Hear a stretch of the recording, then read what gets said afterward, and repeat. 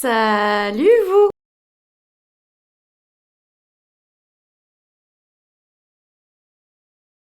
Aujourd'hui on se retrouve dans une nouvelle vidéo pour faire ce maquillage. Alors je sais qu'il se voit pas énormément mais je vous avoue que je sais pas trop. En fait c'est une personne que j'ai mis sur mon compte Instagram mais je ne suis pas sûre de pouvoir l'afficher sur YouTube. Donc dans le doute je vous mets quand même mon Instagram ici si jamais vous voulez vous abonner. J'ai reçu une demande il y a maintenant quelques mois pour refaire ce maquillage là. C'était un maquillage que j'ai fait sur une de mes copines pour son Pax. J'ai eu un commentaire comme quoi quelqu'un voulait voir cette vidéo, enfin le tuto de ce maquillage. Donc aujourd'hui je vous le sers, on va venir faire ce tuto mais pour éviter de refaire exactement la même chose que les 6 dernières vidéos avec le teint etc, je me suis dit que j'allais vous apporter une petite variante. Donc je pense que dans cette vidéo je vais vous montrer qu'on peut faire son teint sans utiliser de produits poudreux, donc vraiment basé avec des produits liquides, et dans une autre vidéo je vous montrerai qu'on peut faire un maquillage juste avec des produits compacts, donc la poudre bronzer, la poudre blush. Si jamais vous entendez des bruits, c'est mon chat qui joue. Je me suis dit que ça pouvait être intéressant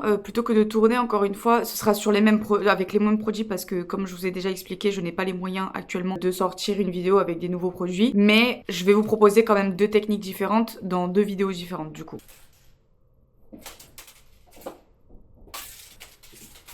Petit disclaimer entre grands guillemets, je vais pas refaire exactement le même maquillage qu'elle, tout simplement parce que je suis habillée en violet et que son maquillage était orange. Mais je vais quand même, étant donné que si je me trompe pas, le violet est complémentaire au orange, je vais quand même mettre les deux couleurs, mais ce sera pas autour du jaune et du orange, ce sera plus autour du orange et du violet. On va donc maintenant commencer avec le teint, et aujourd'hui je vais aussi vous montrer qu'on peut aussi avoir un très joli teint sans avoir de fond de teint. Normalement si vous me suivez depuis un petit moment déjà, vous le savez, parce que mes vidéos d'avant je mettais jamais de fond de teint ou quoi que ce soit. Je commence donc avec de chez Tarte le Shape Tape en teinte 29N, et étant donné qu'on met pas de fond de teint, alors je sais pas si je l'ai déjà dit mais au cas où je le redis, encore une fois c'est pas un maquillage que je vous conseille de faire pour votre Pax ou votre mariage, c'est un maquillage que j'ai fait pour le Pax d'une copine. Comme j'ai reçu une demande de comment faire ce maquillage là, je vous fais ce maquillage là. D'ailleurs dites-moi en commentaire si ça vous intéresse que je vous fasse une vidéo où je pourrais m'informer sur comment faire son maquillage de mariage ou de Pax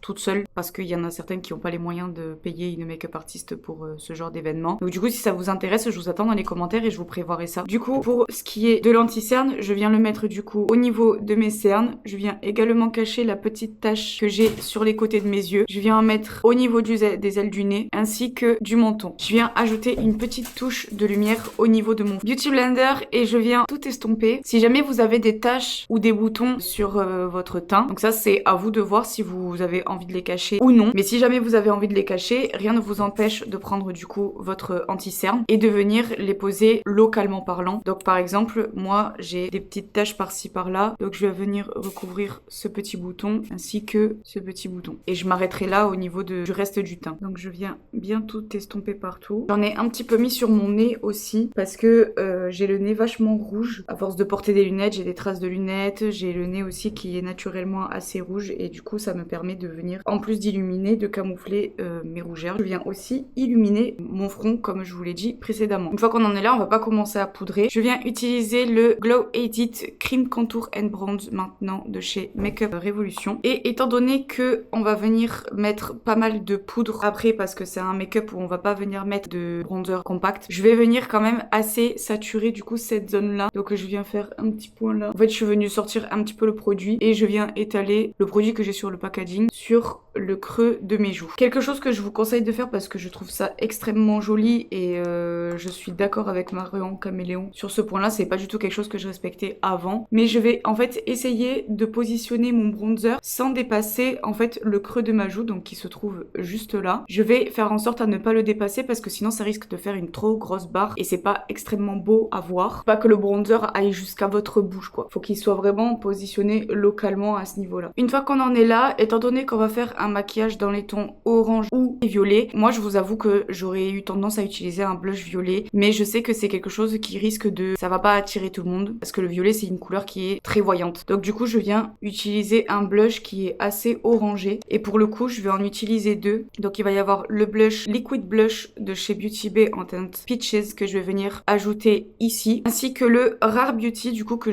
que j'utiliserai du coup plus localement au niveau des joues, enfin du haut des joues du coup. Et encore une fois, étant donné qu'on ne va pas utiliser de produits poudre, il faut vraiment venir essayer d'accentuer le blush, le contouring, etc. Parce que quand on va venir utiliser la poudre par-dessus, ça va venir en fait plâtrer, entre grands guillemets, le tout. J'en ai peut-être un peu trop mis là par contre. J'ai peut-être un peu abusé là pour le coup. Et donc comme on va venir poudrer avec une poudre qui sera donc soit blanche, soit de la couleur de votre carnation, ça va venir en fait étouffer ce que vous avez fait avant et donc retirer en intensité. Bon, le but c'est pas non plus de ressembler à un clown, hein. Je profite de ce que j'ai aussi sur le Beauty Blender pour en mettre un petit peu sur le bout de mon nez. Et ensuite je prends les fesses de mon Beauty Blender et je viens en fait estomper si jamais je sens qu'il y en a vraiment trop. Une fois qu'on en est là, je viens prendre un highlighter et aujourd'hui je viens prendre le NYX Éclair de Génie qui est un highlighter en fait au reflet violet et qui est très très joli. Ça fait très longtemps que je l'ai par contre donc je suis pas sûre qu'il soit encore en stock. Ça date de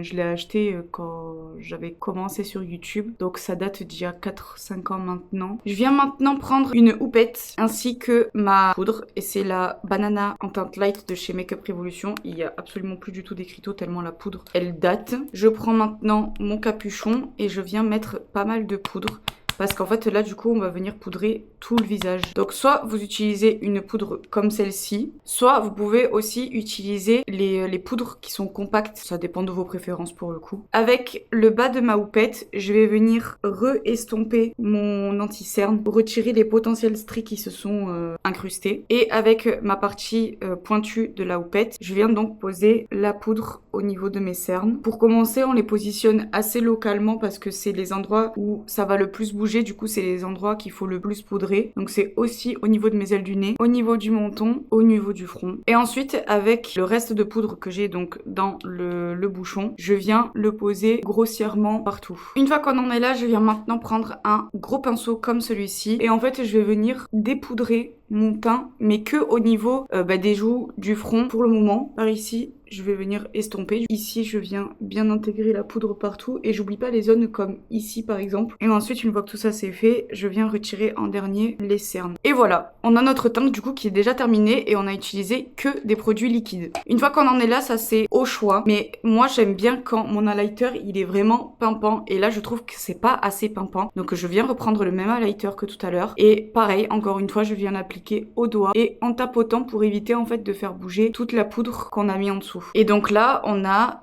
tout le teint qui est terminé et vous voyez mon teint, même si j'ai utilisé que des produits liquides, il ressort très bien. Le tout c'est en fait vraiment de venir jauger la quantité de poudre que vous allez mettre sur votre visage ainsi que la quantité de produits liquides que vous allez mettre aussi, parce que si vous utilisez des produits qui sont trop discrets, une fois que vous allez poudrer ça va s'annuler entre grands guillemets avec la couleur de la poudre que vous allez poser dessus. Et aussi en fonction de si vous utilisez une poudre colorée comme celle-ci ou une poudre blanche, ça va donner un effet différent. Si j'avais utilisé une poudre blanche, ça se serait moins estompé, resté plus visible. On va maintenant passer à la partie des yeux et pour commencer du coup comme d'habitude, ça ne changera jamais je pense, je viens utiliser la base blanche de chez Beauty Bay. Vous pouvez aussi utiliser votre anti-cerne si jamais vous n'avez pas de base blanche. Le tout c'est que en fait l'anti-cerne ça vous fera pas autant ressortir les couleurs que si vous utilisez une base blanche, parce que justement le fait de venir mettre des couleurs sur du blanc ça fera toujours plus ressortir le pigment de votre couleur que sur une base qui est beige, puisque du coup comme sur le reste, comme ce qu'on vient de faire là en fait, ça viendra atténuer la couleur de base. Je viens donc mettre ma base sur toute ma paupière mobile et aujourd'hui on va utiliser cette cette palette de chez Beauty Glazed, c'est la Blooming Up. Aujourd'hui on va venir s'attarder sur les couleurs orange pastel et les violets qui se trouvent sur cette ligne là. Je vais venir utiliser cette teinte là de violet et en fait ce violet je vais venir le mettre, attendez parce que cette palette elle a pas de miroir. Moi j'adore les palettes avec des miroirs à l'intérieur mais celle-ci elle en a pas, donc il faut que je me débrouille avec la palette que j'ai depuis tout à l'heure. C'est la deuxième de Marion Caméléon en collaboration avec Sephora. Du coup là je galère un peu et en fait avec le violet je vais venir créer un espèce de liner. Je vais donc venir étirer sur le côté, vraiment comme si je faisais un liner avec mon liner noir classique, et je vais aussi mettre ici en intérieur, donc je vais venir en fait faire faire un point, c'est pour ça que j'ai pris un pinceau plutôt boule. Je vais venir faire un point en intérieur et ensuite je vais venir étirer la matière vers mon sourcil tout en faisant cette espèce d'arc de cercle qui suit mon creux de paupière en fait. Je sais pas trop si c'est compréhensible mes explications. J'aime trop faire cette forme de maquillage. Une fois qu'on en est là, je vais toujours garder mon pinceau boule et je vais venir utiliser une couleur qui est un petit peu plus foncée. Donc là cette fois-ci ce sera celle-ci, celle qui est juste à côté. Et ce violet foncé je vais le localiser du coup. Donc pour ce qui est de l'intérieur du maquillage, bah, je l'utilise à l'intérieur de ma forme plutôt. Et pour l'espèce de liner, alors ça va être très subtil, hein, ça se voit pas énormément, mais ça vient quand même définir un petit peu plus le maquillage. Et pour la partie liner, du coup je viens juste le mettre sur le coin externe de mon œil pour encore une fois ajouter plus de profondeur. Une fois qu'on en est là, je vais utiliser un pinceau qui est plutôt très fluffy et je viens maintenant utiliser mon orange clair, celui-ci. Et je viens le déposer sur toute ma paupière où en fait il y a aucun pigment. Et je viens même l'étirer sur, je sais pas comment s'appelle cette partie-là, mais sur l'arcade de mon sourcil. Et maintenant, avec un pinceau plus précis, je viens le déposer aussi en coin interne, sans manger la partie violette. Je peux même, si j'en ai envie, le rattacher un petit peu plus comme ça aussi. Et je veille à ce que vraiment il n'y ait plus aucun endroit sur ma paupière où il n'y a pas de orange. Mais tu es bête! Mais tu es complètement débile! Elle vient de monter sur mes genoux et de mettre ses pattes sur la palette. Bon, ça va, je pense que... y a rien, mais... On va venir maintenant mettre un petit peu plus de glitter parce que c'est la seule chose qui manque du coup à ce look. Toujours avec le même pinceau boule violet, je viens utiliser les paillettes violettes qui se trouvent juste ici, que pareil je vais utiliser localement, ainsi que ce beige un peu pailleté que pareil je viens utiliser du coup sur la partie plus orangé. J'ai une obsession pour les paillettes en ce moment, c'est pas possible. On a déjà bientôt fini ce look. Maintenant, c'est l'étape où je vais venir améliorer le look que je vous ai montré tout à l'heure. Parce qu'en fait, j'avais pas autant de produits que ce que j'ai actuellement. Il y a eu des commandes qui ont été passées entre temps. Donc, on va venir un petit peu glow up ce look. Je viens prendre mon crayon violet. C'est le Epic Wear en teinte graphic purple que je viens mettre en muqueuse inférieure. Ça va venir rappeler du coup la partie graphique du maquillage.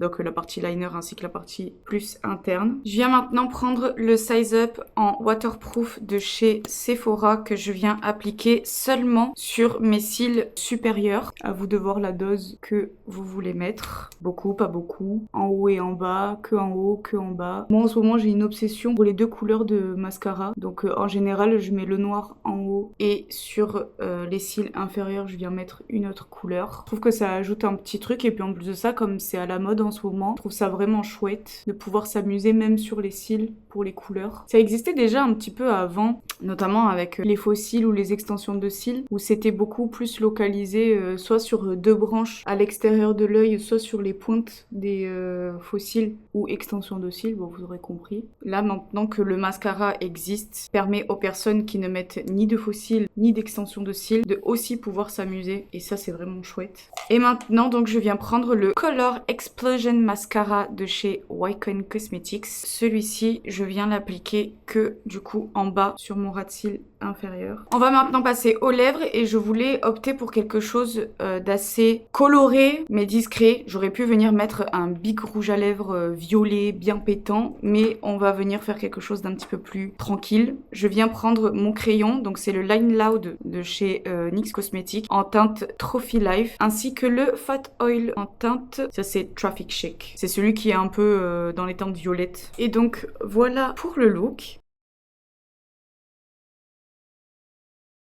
Et voilà tout le monde donc pour ce look, j'espère du coup que la nouvelle version vous plaît. J'ai vraiment essayé de l'adapter en tant que maquillage de tous les jours, même si la demande était pour une demande de Pax, mais encore une fois si jamais ça vous intéresse et que vous voulez voir un maquillage que vous pouvez faire pour les mariages, les Pax, etc. je peux très bien aller me renseigner et vous faire une vidéo explicative sur ça. Moi j'ai vraiment du coup essayé de le réadapter avec ce que j'aime et du coup pour tous les jours. Si t'es arrivé jusqu'ici, n'hésite pas aussi à commenter un petit emoji orange et un emoji violet pour faire le rappel avec le maquillage. J'espère que cette vidéo t'aura plu. N'hésite pas aussi à me lâcher un like si tu aimes les tutos et mes explications. Abonne-toi et active la cloche, ça fait toujours plaisir. N'hésite pas aussi à partager cette vidéo à quelqu'un de ton entourage qui pourrait sortir avec ce maquillage là. Et nous on se dit à la semaine prochaine pour une nouvelle vidéo. Bisous!